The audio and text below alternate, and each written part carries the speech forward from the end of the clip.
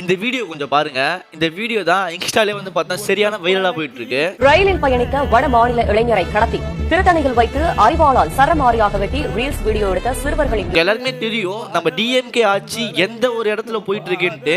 இதெல்லாம் விட இதுக்கு முன்னாடியும் வந்து பார்த்தா நிறைய விஷயம் நடந்திருக்கு. இதுக்கப்புறமும் நிறைய விஷயம் நடக்கவும் போகுது. யாரெல்லாம் டிஎம்கே ஓட்டு போட போறீங்களோ அவங்களுக்கு சொல்றேன், இந்த வீடியோவை சேவ் பண்ணி வச்சுட்டு நம்ம பேஜை ஃபாலோ பண்ணிக்கோங்க.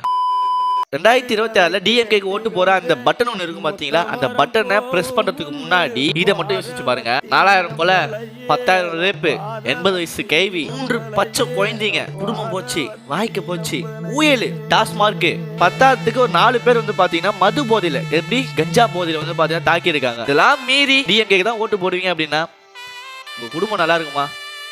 நீங்க நல்லா இருப்பீங்களா?